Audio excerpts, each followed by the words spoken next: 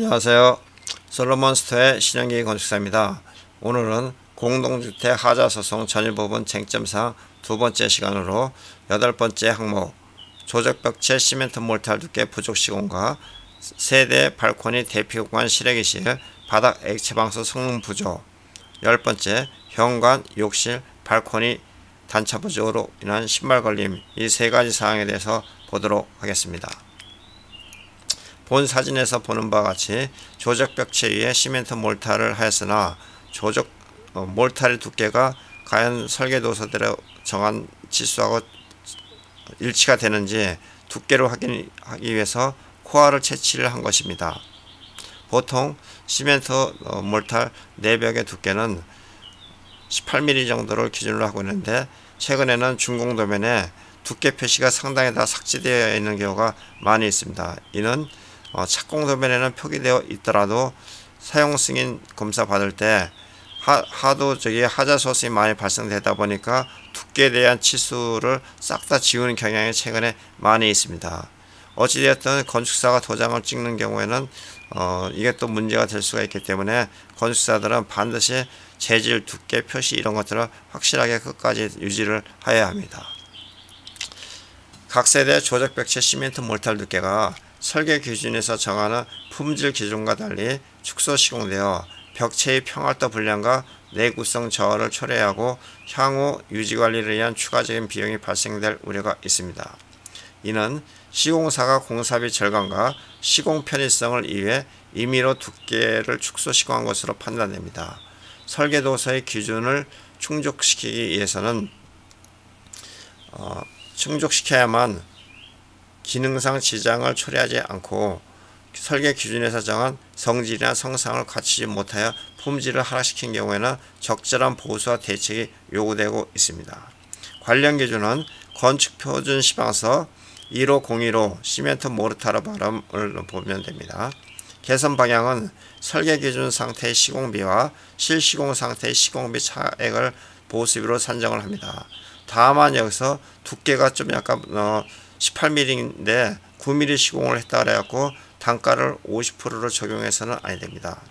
우리가 보통 높이를 3.6m까지를 기본 치수로 보는데 3.6m를 할 경우 9mm가 됐든 18mm가 됐든 가설 공사를 해야 합니다. 발판도 매야 되고 바탕면 청소도 해야 되고, 끝난 다음에 주변 정리 작업 이런 것들, 양생 이런 것까지 전부 다 포함해서 단가가 형성이 되는 것입니다.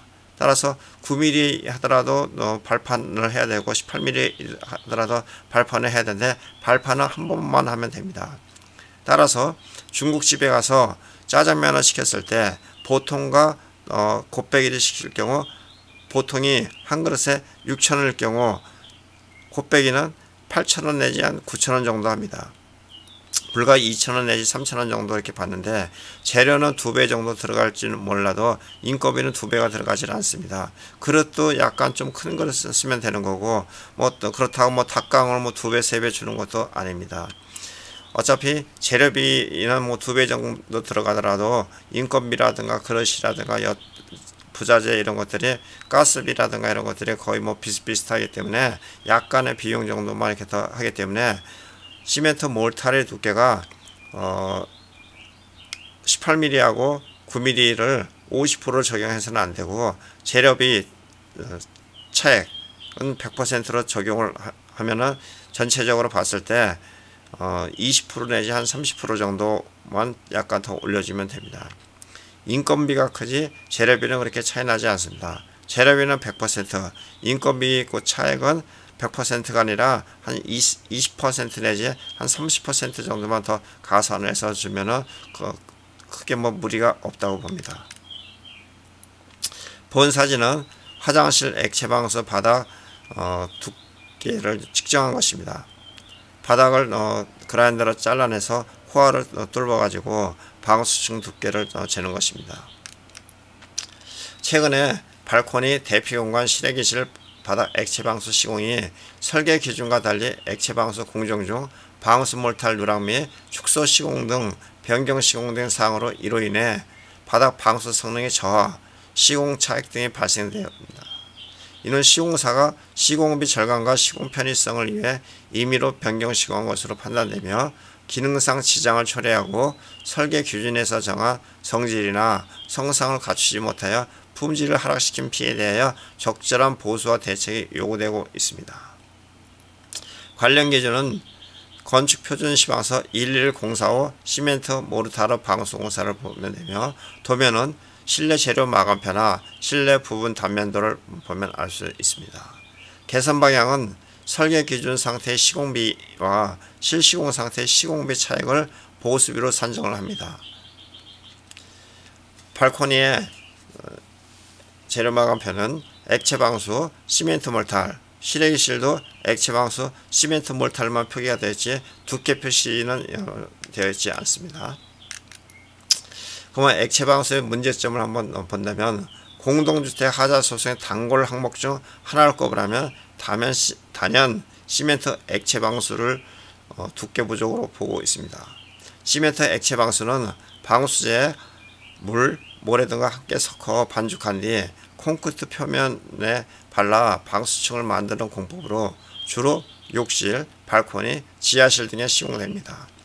공사비가 적게 들고 비교적 용이하게 시공할 수 있는 반면, 콘크리트 구조체 작은 균열이라도 발생되면 방수층이 파괴되어 단점이 있습니다.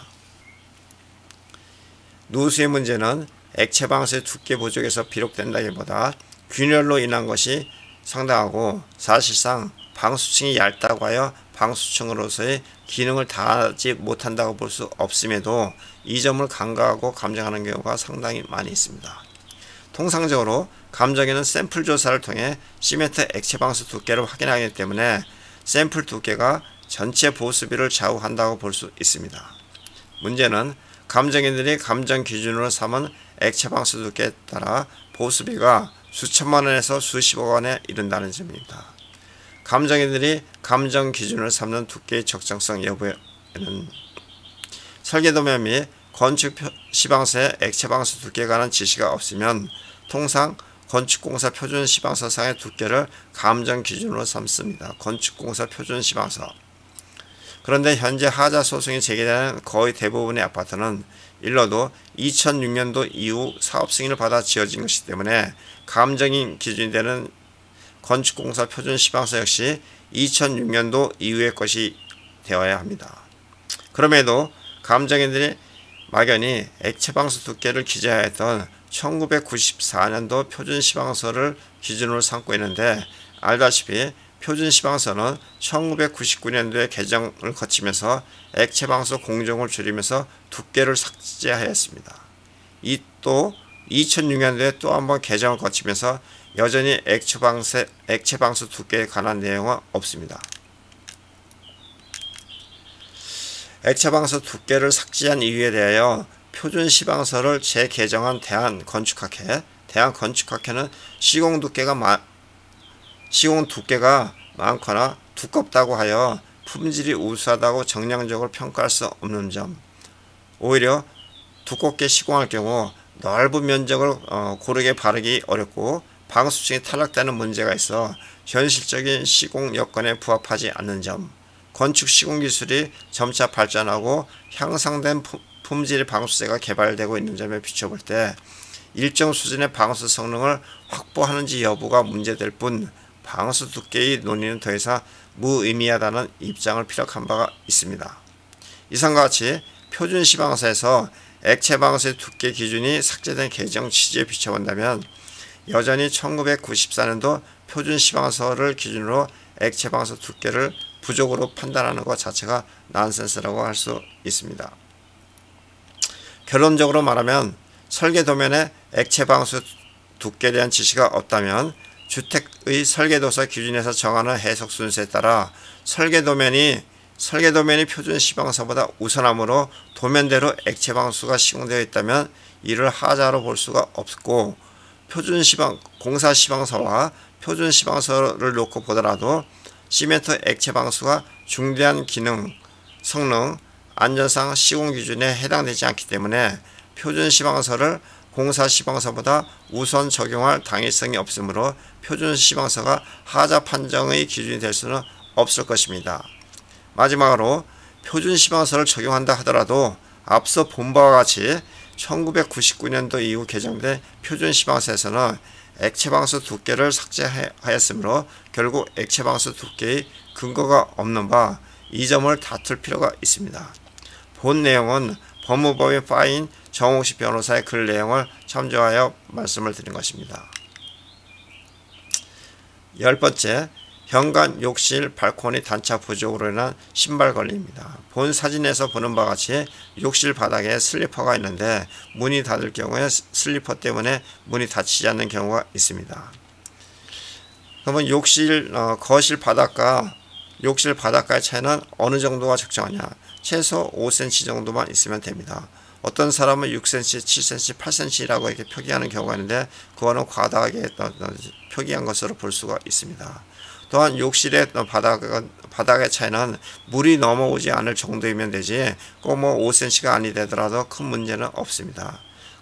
더 중요한 것은 욕실 바닥의 물이 빨리 드레인으로 잘 빠져나가는 것이 더 중요한 것입니다. 바닥에 물이 고여 있으면은 그걸 가장 싫어합니다. 또 미끄러져서 사고 날 확률도 높기 때문에 신발에 걸리는 것보다도 물이 잘 빠져나가는 것을 더 원하는 경우가 많이 있습니다.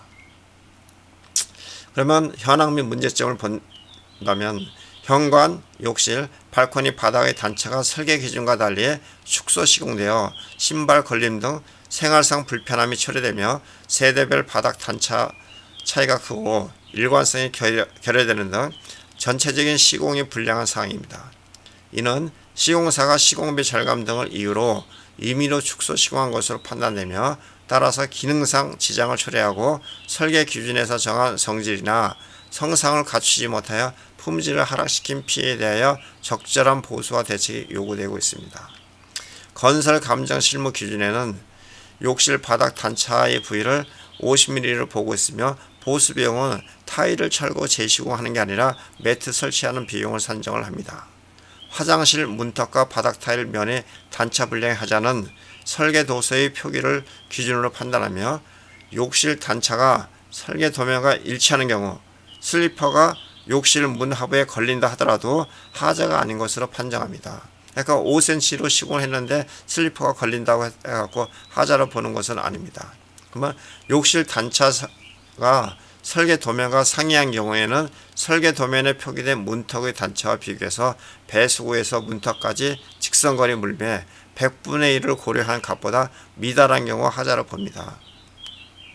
욕실 단차가 설계 도면과 상이하더라도 100분의 1 정도 물매가 나왔을 경우에는 하자로 보지 않습니다. 치수 표기가 없는 경우에는 5cm를 최소 단차 기준으로 판단합니다. 그리고 비용 산정하는 방법은 욕실 발판 매트 설치하는 비용으로 산정을 합니다. 간단한 문의사항은 010-3003-3100으로 연락 주시면 충실한 답변을 해드리겠습니다. 감사합니다. 다음에 좀 더 나은 내용으로 찾아뵙겠습니다.